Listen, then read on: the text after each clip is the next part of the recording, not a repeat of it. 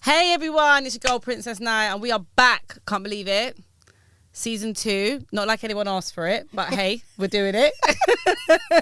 And I am joined by an old friend of mine. I say old, I say dear. Dear sounds way better. Yeah. But yeah, I'm not going to do a massive introduction, so I wanted to tell you all about herself. But yeah, I'm joined by the one and only Charlene. Yay! You was going to come with your old company name then. Do you know what I mean? So we've got this new one. It's bare newness going on. So new. To give you a bit of backstory about where I met Charlene, I met her years ago when I wasn't even a parent. And I think that as soon as I had my daughter, you was one of the people that flashed in my mind, because I thought, raw, you was doing all of that.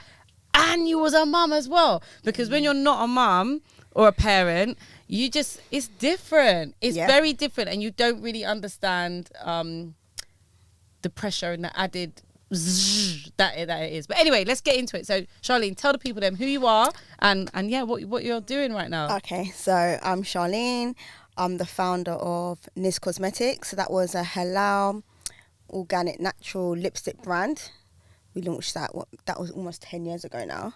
It was 10 years ago. I still got my lipstick. Have you? Mm-hmm. That's the one, because when Kizzy was born, I thought to myself, oh my God, that's the makeup I'm going to let her, like, you know, if there's anything she's going to put on. When it was Halloween, I was like, no, wait. Got my Niz shit. Edible, yeah. So that's Niz. And then now have a sister company, so a baby sister, IV Drip Lounge, which is just intravenous, intramuscular, vitamins, minerals, amino acids. All that good stuff. So yeah, when I found out you was doing the drips, it was by accident, because I was actually hitting you up about other stuff. Yeah. I was really, really excited because I've been following like the IV drips and what they're good for, etc., for a period of time. But because it's something that goes into your bloodstream, it's something that people generally don't trust anyone to do off the bat, because it gives you druggy vibes. Yeah, bro. it does. It's like you're thinking, the injection, you're doing like it's all very, do you know what I mean? It's the very, big needle, the needles, and you're thinking, oh my gosh, clench your face. Like, it's all very, but it's an amazing added value to people like myself and to a lot of other people. And I think that something that is really comforting with you is your extensive, is that how you say it, your just the amount of times that you've actually been a nurse. Yeah. And a lot of people probably don't even realise that. And I think that is really comforting, because you have a lot of information. You've been through the journey yourself. So you understand it from both sides, from a really medical side, but then also, from our side. Yeah, I've been a nurse for 12 years now. So it's been a long journey. I've gone from sexual health all the way down to substance misuse, come back around, I was doing the lipstick. That was kind of in a way, I kind of think the nursing and the lipstick kind of went together, because for me, the lipstick was more like a chemistry project. For me, I knew what I wanted and I had to reverse engineer it. So it was very much chemical based, but at the same time, I needed it to be natural. I wanted it to be healthy. So I was bringing my nursing skills, my nursing experience, my nursing knowledge into the beauty world. So I think that's where that merged. And then following on from that, I just got into vitamins. I just got into that healthy lifestyle. So once I discovered this intravenous vitamin thing, I was just like, wow, I just wanted to be the vitamin queen. I just wanted to know everything, what was good for what was this, what was that, and I just dived straight in. And I don't regret it one bit. I love it so much. Do you know, it's really great to hear you say that. And I can't remember if we was in my office or we was wherever we were, but I remember you explaining to me about Niz Cosmetics, and the reason why I was so like, oh my gosh, this is amazing, is because you was telling me about, and then I measure this much, and I was like, so you're not ordering this from China? And you're like, no, this is all organic. It's all like, I want it to be good for the consumer. And that is huge, because a lot of people, and like we're living in the entrepreneurial day and age, I call it. Everyone has a business because they set up an Instagram, and then it's like, I've got a whole business, and this, sometimes there's not a lot of thought put into it because it looks so easy. And I think that's the thing. I actually made it look easy, but in reality, I was literally sourcing, manufacturing, and retailing lipsticks. I was doing the whole thing. And raising your children. And raising children. Raising children at all boys. the same time. Boys. At the same time. Yeah.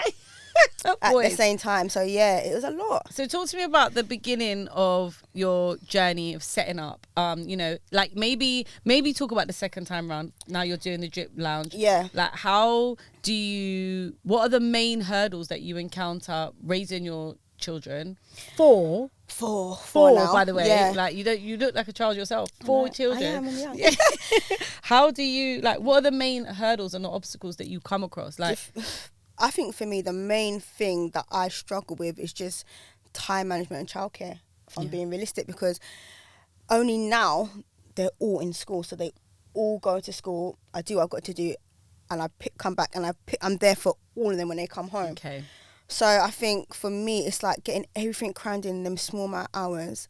And then if I do need to work, off the clock, if I need to work in the evening, if I need to work on the weekend, I've got to find childcare, I've got to find someone to look after them. Because what you don't want to happen is the big ones end up being a parent to the little ones. Yes. And yes. I think, oh no, I don't. I don't want to have no regrets. So because right now they don't understand, so they're going through the motion with me. But you don't know, in 10 years' time they might turn around and say, well, you left us by ourselves, or you weren't there enough. And that scares me so much that I now make sure I cram everything in, and I make sure I'm there when they wake up and I'm there when they're home from school. So it's amazing that you're even able to do that, and I suppose that's probably one of the pros of doing your own thing, because then you're able to create a timetable which suits your lifestyle. And I think where the hurdle comes is when you hear people say, like, all right, I'm a massive Housewives fan. Yeah, me too. You watching Dubai at the moment? No, girl, you gotta get they just I'm not there yet. I think we're episode 3. You gotta jump on.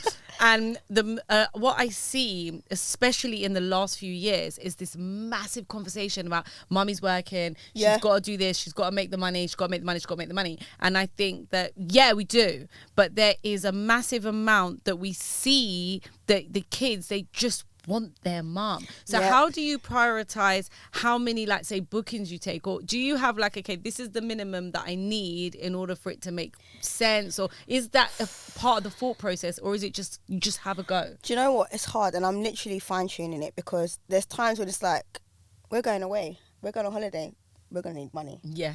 I've got to pay for this holiday. We've got to buy clothes. You need to be spending money. So you've got to pay to get to the airport. You understand?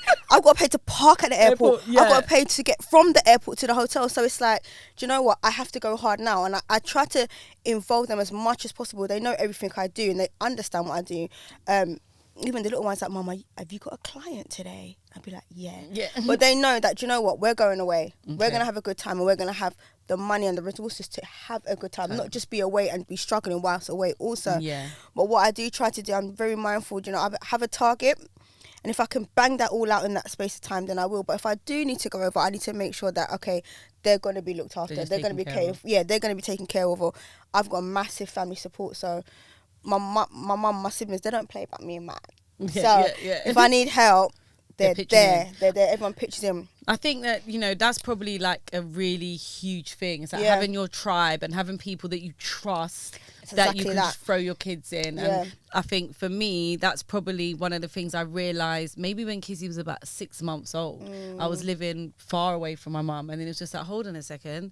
That I feel like very alienated and on my own. So there are people that I know that have uprooted and emigrated to different countries and different locations. And I think finding a support network, so to speak, or just a committee that you trust, it's really, really tough. So it's really hard. Blessed to have that. I am, because I feel like as well, you can do it all by yourself, but you burn yourself out. Yeah. And then you're useless. You're useless, and you can't enjoy. You can't enjoy anything. You can't enjoy what you're doing, what you're working for. When it comes to you, you're so burnt out. You're just like, oh. So I am very fortunate to have that, and to even have like healthy parents and healthy siblings that can pitch in. We all pitch in. There's 9 grandchildren. Wow. Okay. And it literally feels like I have 9 children, because when anytime any one of us need each other, we're there. So I'm really grateful for that. And I just think as well, it's all about kind of how you're raised, because sometimes people have big families, but they're not close. Yeah, it's very true. Yeah. And I think, my mum, my grand, they done a good job making sure that, what, we're all together, we stay together, we pray together, we're for each other. Oh, so I love that. That is and I try to do that with my kids. I make sure, that's your brother, look after your brother, be there for your brother. And I think that is actually huge, because I think in some families there's just tension, but no one speaks about it. They brush it under the carpet, and then the older they get, the more apart they their head, basically, which obviously is not helpful when you need childcare. I need a sitter Saturday, yeah. So talk to me a little bit about, you know, what the business actually does in terms of, like, okay, so I reached out just about podcasts, really, and then you was telling me about the business, and I was like, sign me up. So I think, how many times have I had? 3 times now, and I've just literally joined the subscription base, so I'm going to be doing it monthly, and I find it really, really, I really am into it. Like, I think that it's had amazing effects, and I think that people need to understand it's not magic. You're not going to like have a drip and then wake up and say, oh my gosh, I'm King Kong. Like, it doesn't work like that. Not overnight, It's not overnight. It's like with anything, I think, if you take something once, you might feel a little bit, but if you take it twice, you're going to definitely feel it 3 times. You know, you have to build up on it. It's like every drip's a foundation. So I think it's always good to have like a really good detox cleanse. So go for something that's just going to clear your body, and then you build up on it. You take it from there. And if you see something's working for you, stick with it. Yeah, it's true. You know, you can always, there's so much options when it comes to drip. So it's all about working out what you need, when you need it, and how you need it. So the dose, the frequency is very important. Okay. I think for me, being a prescriber, I get passionate about it because I know how things can work, but I know, again, like you're saying, it's not overnight. And people think, oh, am I going to feel great tomorrow? Or am I going to be like, am I going to have so much energy? You are, but if your body's not really ready for it, or if your body's not healthy, or so to speak, you're going to take time. You have to build up on it. Yes, it's a part of a few things. It's not the one thing. It needs to be a part of, like, like a whole lifestyle. Yeah, it is a lifestyle. It definitely is a lifestyle, and you have to be mindful, because even like if you get a fat burner drip, you have to be active. You can't get a drip and just think you're gonna sit here. So what's a fat burner drip? Oh god. So it's just like a combination of amino acids and vitamin B. So it's just stuff that helps with your metabolism, kickstarts your metabolism, but you have to be working with it as well. Okay, it's not going to work by itself. Yeah, you can't just expect the drip to do everything. You've got to put in some work. Okay, that makes sense. Yeah, definitely makes sense. Okay, so all right, well, we're talking a little bit about business now. Try and, you know, this Can I Shit in Peace podcast. Okay, and it's just, you know, we just want to tap into the similarities that mums have, and then also the differences that we all have as well, you know, like just in terms of raising the children, and what I can get from you, what you can get from me, and what we can give to the listeners that might be beneficial. And one of the things that a lot on the social media we have a lot of interaction over is about financial education for children. You know, we come from, I say we lightly, you can correct me if I'm wrong, but I think that a lot of us come from a day and age where it's you go to school, you work hard, get a job, save, and pay your bills. And that's pretty much as far as the financial literacy goes, which is not a negative. I think our parents were born in the industrial age, I think it's called, which is very much, you get a really good job, get good company benefits, and you'll have a really good life. Whereas now, we're in the technology age. Everything changed. People are working from phones, laptops. People don't even have to go into the office anymore to make money. Like, it's the dynamic has changed. So, like, and you have 4 children, so you've probably, your mindset may have changed as well over the last decade. Do you know what I mean? Like, how do you introduce financial conversations with your children? Is that something that is a topic in your house? It is, because I try to make them because they think as well money just grows on trees. Okay. Especially when they see you working, they think you're making money. And why is that? I don't know. I think when you're a parent that you make stuff happen. Okay. They automatically with no just backstory. think, there's no, like, they don't see, and they don't see the bills. Everything's direct debit. They don't see the bills. They don't see them. Let the door no more. Like you know, so kids just think you've got it. I never forget when my son said, he wanted stuff because I don't have the money. He said, why don't you just put your card in that hole in the wall? And I was like, it's a cash point, and you have to. The money goes like through the bank, through the back of the. They don't get it. So now what I do is I used to give them like maybe like a weekly allowance. They were running through that like in 2 days. I'm like, no, this is not going to work. So what I do now, I break things down. They have daily money. Okay. They have, I've got them their own bank card. Okay. They were managing their own money, doing their own thing. So I give them that trust. A bit of independence.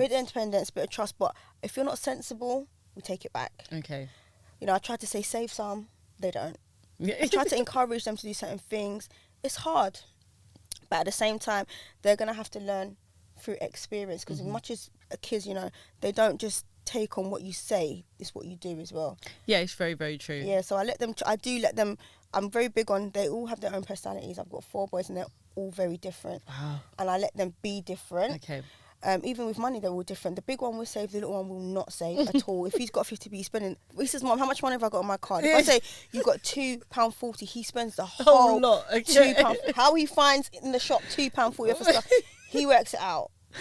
So they're all very different. But I try to set the same foundation for them. I give them the same opportunities. I give them, if it's the same amount of money, do what you have to do. But they have to learn. I let them learn by themselves through their mistakes. I don't think they're going to learn very much just by me saying, because they think I'm just a big moany bossy, you again. So sometimes what I do is I give the message to their dad. I'm like, can you just talk to him about this? And then they receive it better from their dad. Okay. Why, I don't know. Maybe because he's a man, I'm a woman. Who knows?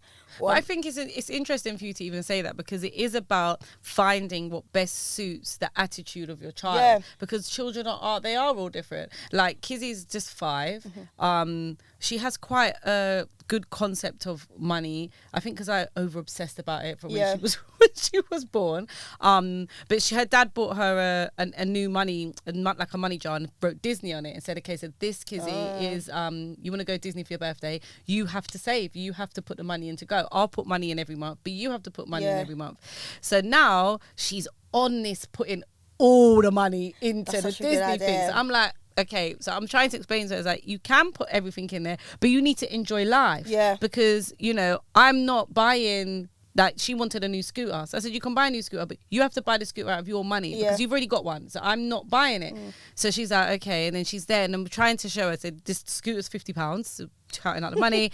And then she's like, oh, but she wants to put money in for Disney. I'm like, yeah, well, you need to decide, because it's not, I'm not putting the money in for Disney, and I'm not putting no money in right now. This is all on you. And I think that now she's at the stage where she's starting to grasp, like, okay, cool, so I've got this money, but I really want to go Disney. So she's trying to put everything in and not have anything for the now. Yeah. So I'm trying to explain to her that you save some, spend some. It's not save all of it, because you want to enjoy your life, and at the end you can't take your money with you. So it's really difficult to, it's just hard to try to balance it, Oh, well, I think it's the times we grew up in, because even like I went to a mood board party a few weeks ago, and the whole thing is you go there, get a bit of inspirational speech and stuff, and then there's loads of magazines, you cut out, you do what you want, create a mood board, and everyone had these big, massive, fancy pictures. Okay. And I had words. Okay. And they were like, why have you not got pictures? And I thought, you know what? For me moving forward, I don't want to attach myself to things. Yeah. I want to be about experiences, your feelings, enjoying things, exactly what you say. Because I grew up in a time where you always had to think about what you're doing next. Yeah. And he's in secondary school, so what are you going to do in college? You're in college. What are you going to do at uni? Or where are you going to work? Never ever got to just enjoy being at college. Or enjoy being at uni. So for me, I'm not attaching myself to things anymore. And it's just about experiences. And I think this generation coming up, hopefully they have a bit different concept and different upbringing, because we was just always forced to think forward, but they're live in more real time, don't they? Yeah, it's true, because it's so quick. There's no time. Like, even the thought of saving for something next year, like, it's wild. Like, and I think when you have children, you get to, it's like you relearn the value of everything. Because you're watching and thinking, but why are you thinking like that? And it's like, oh, because you have that, like, Kizzy had a birthday party to go to the other week. We're at this place, and she's got herself a little watch now. Yeah. And I've said, all right, this party's finishing, everyone's getting to go. And she's, oh, please, Mum, please. I said, all right, listen, you can have a few more minutes. I said, and it was like, I think it was 39 or something, like on her watch. It was like 4:39. I said, at 4:45, when that gets to 45, does she understand time? Yeah, she understands. She understands the time, but this is her first experience of understanding what it feels like. Yeah. So she said 4:45. I said, yeah, 4:45. She said, okay. So she's ran off. Shwoom, gone. Then I see her come running back over. She's running fast, and she's like, Mum, it's 4:41. I said, okay. She said, why is it going so quick? I laughed. I said, okay. And this is her first realization of understanding what. Yeah. She's like, but it's going too quick. I don't want it to go that quick. Yeah. And I'm like, okay, Bob, but it's just time. So what you need to do is get back out there, because at 45, we're going. So it's like my first time of seeing her, the penny drop for her and understand it. Because up until then, it's like, in the morning, she's like, she'll get up at like 6. I'm like, listen, you just give me 10 more minutes in bed. I'm not getting up right now. Please, Mum, how long is 10 minutes? I'm like, 10 minutes is 10 minutes, isn't it? It's this. Yeah, it's not long. They don't get it. But she experienced that for herself. And it made me understand that children, like, they need to feel it in their own experience to understand it. When you're talking to them and explaining it, they're listening. Enough. It's just not enough. And it's the same with us. Yeah. Our parents, especially, I remember my mum would say certain things when I was younger, and I'd be like, whatever, okay? Yeah. But then what that time you feel it and experience, it could be 10 years later, and you're like, well, ain't that some shit? Yeah. Because it's having them understand it through an experience over being just told. Like, and I'm big on that. I'm so big on it. Even my son, he had £10. I went to go and buy fish and chips. You know, fish and chips are expensive. And it's like £12. For 4 kids and that, I'm like, yo, okay. Yeah. So getting fish bites. Yeah. So we've gone in. He don't want fish and chips. He wants Chinese. I'm like, fine. Okay. He had £10. Can I use my £10 to go and buy Chinese? Of course. And how old is your son, this one? This one's 11. 11. Oh my God. 12, sorry. 12. I'm like, of course you can. Absolutely. Use your money. He's gone into the Chinese shop, come back out with no food. We're all with it. I've already got the fish and chips now. Yeah. Oh no, it's too expensive. No, he didn't. What? Sorry. He's like, I don't want to spend my money on that. I said, no problem. I just drove off. Are you serious? He never had nothing to eat because you know what? Why would you not spend your own money on feeding yourself? Yeah. He was adamant. He didn't spend it.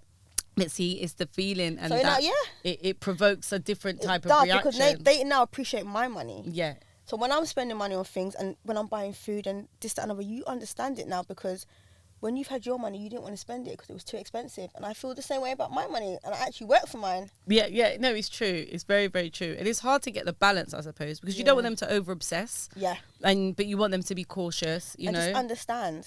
Yeah. And just grateful, I think, a little bit as well, because it's like, if you're not going to appreciate the money that's being spent or how people are earning it, you're not going to value it in the long run. Yeah, you're going to get older and you're not going to be able to manage money. It's going to burn out. Yeah, it's going to burn out. So do you think that there is a healthy limit to how much a person should earn, in the sense of, I'm sacrificing my time with you as children because I'm earning, as opposed to saying, okay, cool, well, we have enough. So now, because like, and again, I go back to housewives all the time, but it's like a lot of the conversation is, but mummy has to work, and it's like, you're rich, bitch. Like you're like this. The level of time you're taking out is massive for massive things. Yeah, but then is there is there too much? Do you know what I mean? Like, what are you working for? Like, are you working for the designer bags and the designer stuff, like, versus spending time with your children? Like, what? Oh, I don't know. Do you know what I mean? I totally agree, because I had this conversation with my kid's dad. I'm like, do you know what? He's financially orientated, and the kids want for nothing. Mm-hmm. But what they do want is just a weekend with you, or just a day in, or a Saturday in. All they want to see is your presence. Yeah. And I think that's so much more important than presence. Yeah. People don't get it. I think, especially if you probably grew up poor. And did you think that is what it is? It's when you grow up without, you think that they want. Yeah. Whereas because you overcompensate. Yeah, like for what you never had. Yeah, you're probably, it's true. Because I'm thinking, I remember, like, I didn't grow up. My dad wasn't in my household at all, and I always remember saying to my mum, "Yeah, but can't he just give cash?" Like, because, I'm like that. Because you can't give time money. Yeah, because the comment. Yeah. Because my thing was, okay, cool, I hear you, but I remember my mum always say, but we don't have enough for that. So I used to be like, okay, cool, we don't have enough, but then like, okay, even if my dad ain't around, isn't there a way that he can still pay? Because this is like, so I feel like you're right. Our interpretation is reflected based on what we've been through, and if you grew up with not a lot, then you want to give your kids everything, and then the kids, they get everything, they don't want everything, they just want time. They want time. So then what do you do in that cycle? Do you know what I mean? I think it's good when, do you know what, I think the difference is, if you grew up in a 2-parent household, one can earn, one can give time, or you can rotate it. I think that works. But if it's like one's missing because they're out chasing the money, it's just it's not fair on the kids, because the kids, they didn't ask to be here. Yeah, it's very true. So you have to make it work. It has to be a balance, and I think that boils down to how the parents, either co-parent or parent, because you've got to make it work for the kids. Like me, I go hard, but you go hard, but you save enough for them. Do you understand what I mean? Or are you at that place where it's maybe you're not, and you're trying to figure it out? Do you know what? I go hard, and I'm still trying to figure it out. I'm not going to lie to you. I'm trying to figure it out. I'm trying to make sure that it's a different type of going hard now. Let me put it like this. It's more of a trying to sustain. Okay. Because we're at a point where we're living comfortable. We can travel. We're not hungry. Yeah. We've got gas. We've got electric. You lot have got trainers. That's fine. But we need to sustain this lifestyle. Okay. Yeah. So how are we going to sustain it? Because we can't just keep running through this money. Yeah. I need to keep earning. So it gets to the point where it gets dangerous, because you're always trying to better yourself. You might want that better car. Enough is never enough. Yeah, you're never going to be satisfied. So sometimes you have to just stop, pause, and enjoy the moment. But at the same time, you know, the bills are coming still. And I feel like more money, more problems. The more you earn, the more outgoings you got. I had this conversation with my cousin this morning. I'm complaining about my outgoings are crazy, but do you know what? I have to be grateful that I can even live the basics. Yeah, it's true. Because we can get gas. Some people are but is that human nature then, or is that a parent nature? Do you understand what I mean? Because like, as a parent, it's like, you, as you said, you just want a little bit more. Yeah. You know, just want a little bit more. Like, Kizzy's at this time now, we're moving, and she's just like, yeah, I want to, like, we need to get a bigger house. And I'm thinking, bigger house, more rooms to clean. Yeah. I don't know if I want that smoke. So now I'm like, well, maybe we should just get like an apartment. She's like, what's an apartment? So I've explained it to her. She's like, no, we need an upstairs and a downstairs. They want and I'm garden. like, yo, like, you're 5. And I'm thinking, whereas 10 years ago, I'd be like, yeah, I'd want a mansion. But now my mindset is thinking, okay, so that's a cleaner would be maybe 4 hours a week as opposed to 2 hours a week. Everything, as you said, goes up. So everything the more money you earn, the more you spend, which means, are you actually financially better off? You're not. Because you're actually just spending more. Yeah. Oh, do you know what I mean? It's like, it's everything. It balances out. You're never going to, I don't know. I think in the society we live in, it's very hard to break that threshold and get to the point where, do you know what? I'm happy. Yeah, or you're really content. Like, you're content and you're fully sustaining. You have to be doing bits. Yeah. You have to be going crazy, and I feel like... But then is that just the day and age that we live in and the perception that the children are being given? Because I, like, and the big house thing, so I'm thinking, where's she getting this from? Like, my house ain't even small. Like, what? And then... it's the YouTube. She's watching these, it's definitely the little kid YouTubers in these big houses in America, and she's like, "But I look at that." She's like, "Look at that girl's Wendy house, mum." I'm like, "Yeah, it's nice." She's like, "Mine ain't like that." I'm like, "But you've got a Wendy house. You like lucky. You've got a Wendy house built in your garden that you can go and play in, and you've got a car. Like some children don't even have a garden. So how do you install that? It's hard. You've got to teach them, because I have to keep telling my kids, you know, that's not real. They watch videos. I'm like, you know, that's fake, and they're like, that's not real. Yeah. That's not real. This isn't real. It's so hard, because even my third son, he's 4, and he keeps saying, "Mum, I just want to be so rich." I just thought, where are you getting this from? What's rich to you? What does that even mean? Yeah. And it's all of this. And what is his concept of rich? Is it the stuff? He just thinks money. I want lots of money, and I just think, for what? What do you even want to do with the money? He just thinks this idea of being rich, and I don't even know what he thinks being rich means. Yeah. Because then it's not like they don't want for nothing. So you just want that to know that you've got, but to do what with it? Yeah, it's true. That's wild. And he's so young. He's young. He's only 4. Yeah, but it's like rich. Yeah, what he says does all rich the time, mean? "Mum, I just want to be rich. Do you want to be rich, Mum?" I'm just like, yeah. But then do you think that is influenced from social media? Well, he watches TikTok. Okay. Shameably, he watches TikTok, and he just. But they watch, like you're saying, they watch a lot of them. They don't watch normal telly. Yeah, no, TV is period. Obsolete. They don't watch normal TV's telly obsolete. at all. I'm like, what are we watching? YouTube. Yeah, because Kizzy thinks it's when in the mornings I don't really like her watching TV, but when I'm busy I'll be like, right, put the TV on, and she's like, YouTube. I'm like, absolutely not. No, go on Netflix. And she's like, family, Netflix? This family, that family, and it's people. And then I thought to myself the other day, I was thinking, why is she obsessed with this? And I thought, but Naya, what are you obsessed with?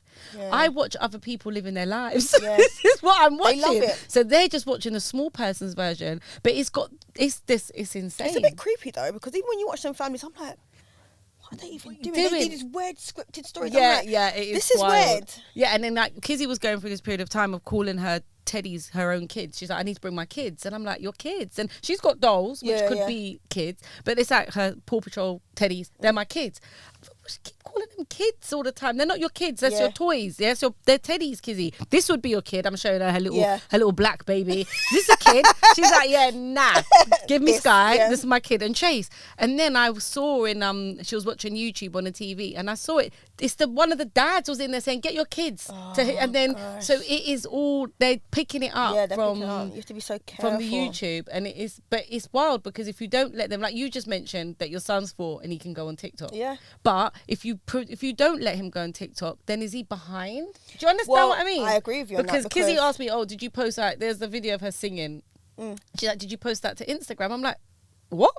She said, "Did you post that to Instagram?" And I'm like, how do you know what Instagram is? Like, what would you mean? And then she said, "Can I have my own Instagram?" I was thinking, you've already got one. You don't know about. You don't know about. And what? Why? Like, it's strange, because we will like I say, we'll set an account up for them. You see parents set up accounts for their children all the time, but we don't want them on it. But they're on it. But they're on it. Yeah. They are on it. My son, I went for my phone, he was vlogging.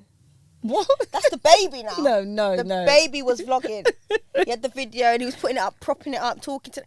And I'm like, really? Yeah, and it's like, they see us doing it, in a sense, because we do little 1s and 2s, but to see him fully vlogging, I was thinking, really, like, this is bizarre. This is crazy. Bizarre. But then you don't want to limit them, because it's like, then are they going to be behind? Yeah. Because you have to remember, this is a new... This is the era they're in. Yeah, it is the new thing. And the longer you prevent them from partaking, or like they're just outside of it. My sister doesn't let my nephew watch YouTube. He doesn't watch any social media. He watches like cartoons on Netflix and stuff.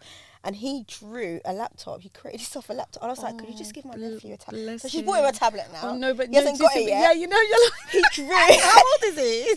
He's 5. He drew, like, he put A4 paper, he folded it up, and he drew keyboard and a screen. I was like, that melts my heart, though. I was like, can you just get him a device? Get him a device. Yeah, so she's got him one now. He's going to get it for because they use them at school, which means if they don't get to have a chance at home or elsewhere, then they're just a little bit behind everyone, they do get slightly behind. But even, like, it's weird because obviously the baby, he's 3, goes to nursery school now, where he's got the older siblings. The nursery school was struggling with him because he's too fully advanced. Yeah. He can fully talk. He can fully explain what's going on.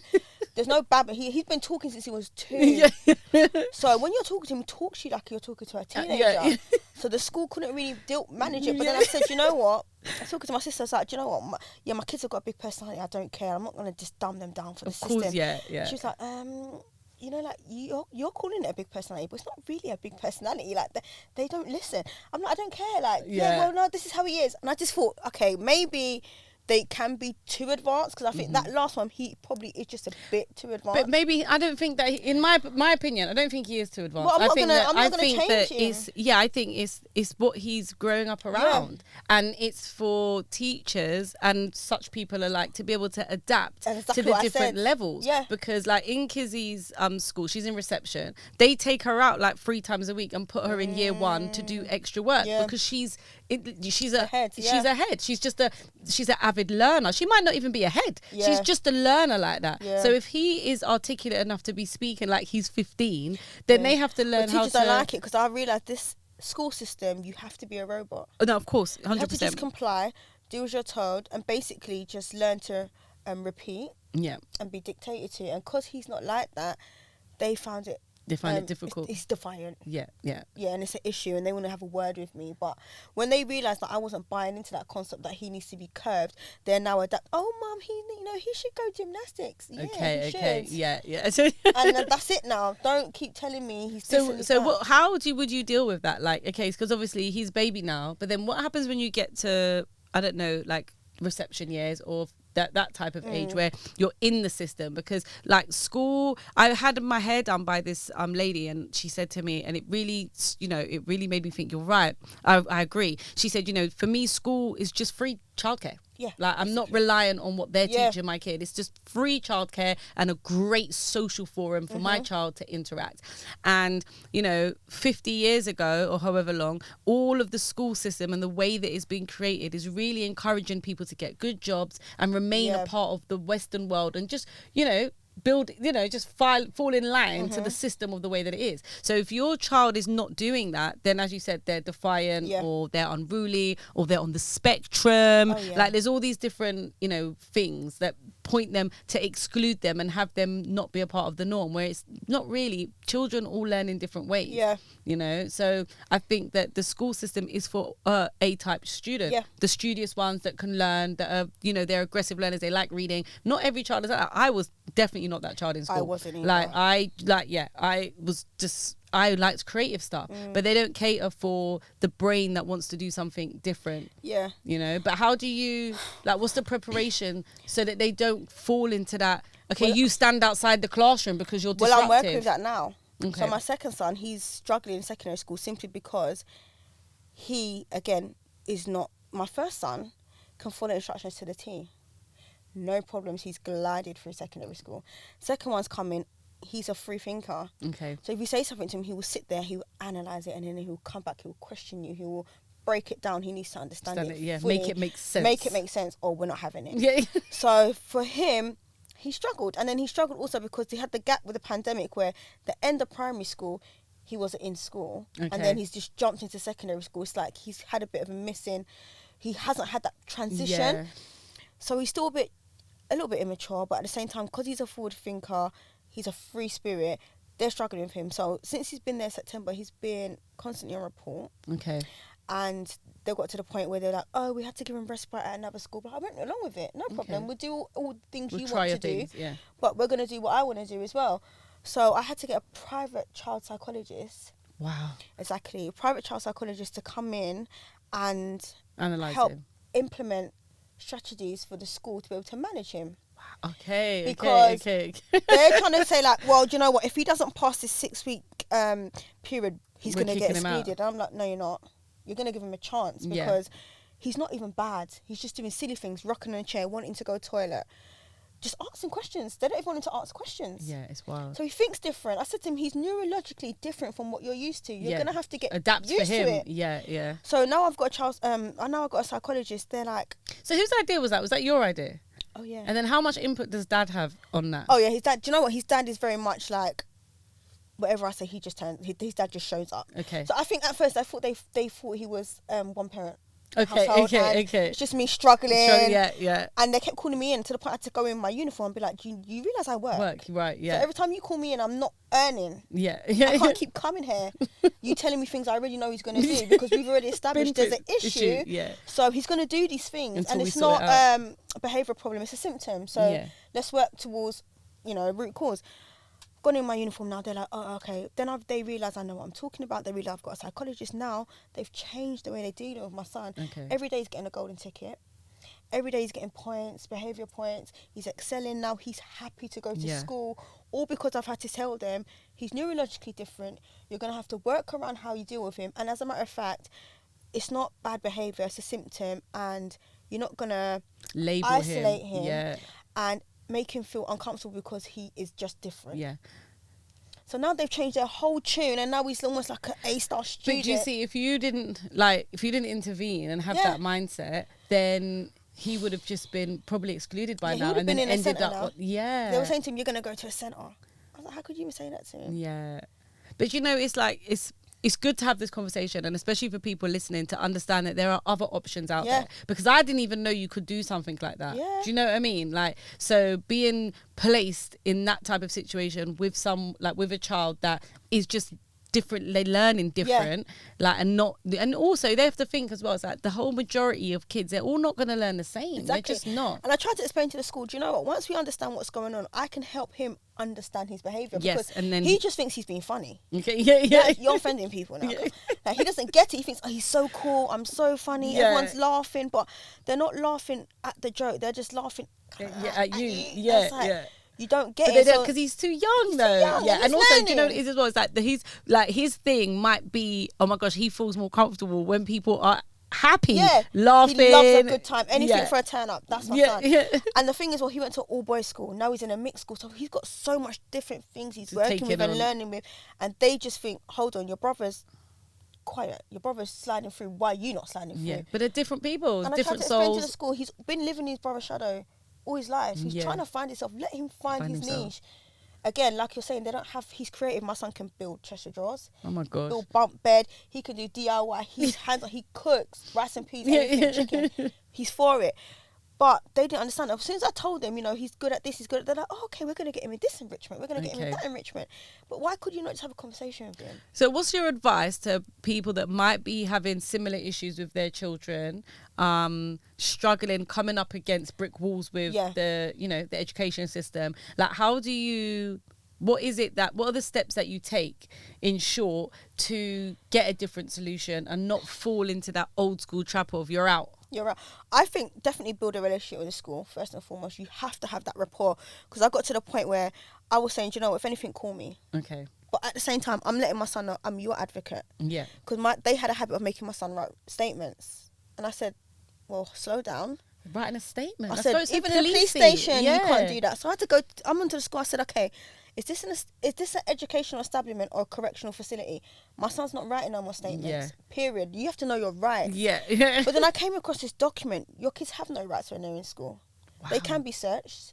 They can be made to write reports. They can, all of these things, once they get into that establishment, they lose agree to all their everything. rights. They lose more rights than if they're just ordinary on the road and get stopped by the police. Wow. So it's like, you have to Know your shit. know your stuff. You've got to be reading. If you can get on the board, get on the board. If you could be part of the parents, making decisions, get on it. I can't. I don't have the time or the capacity to.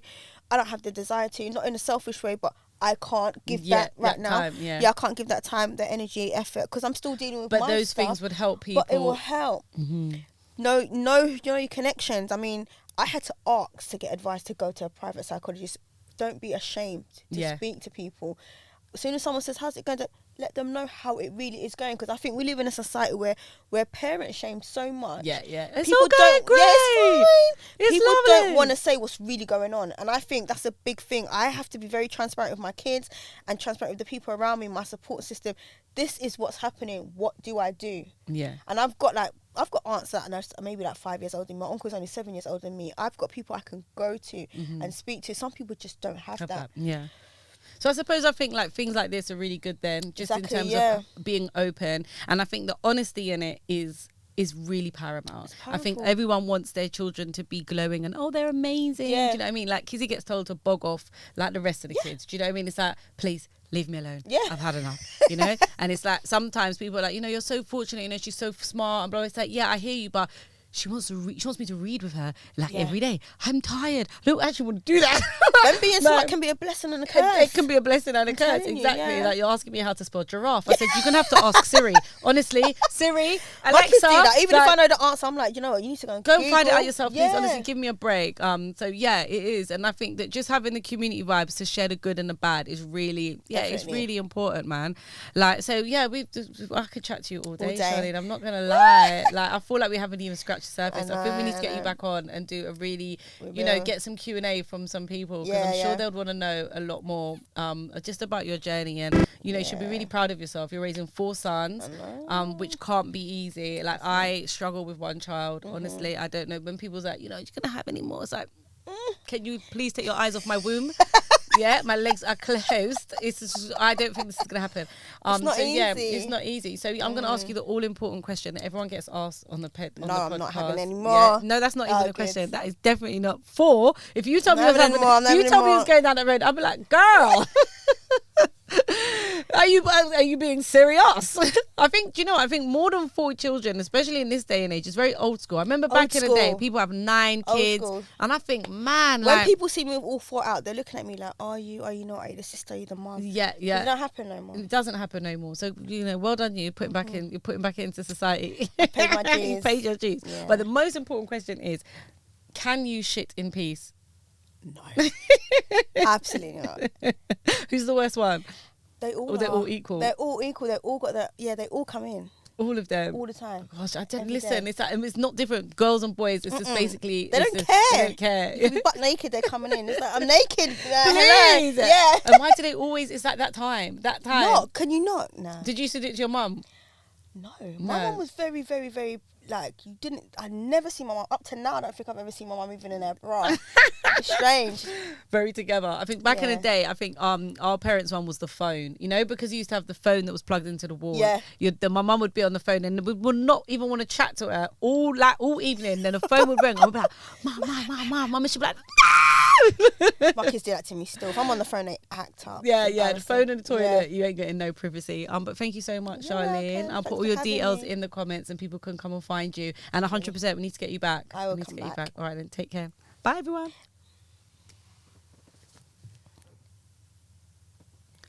I could chat for days. No, I know as well. It's really good.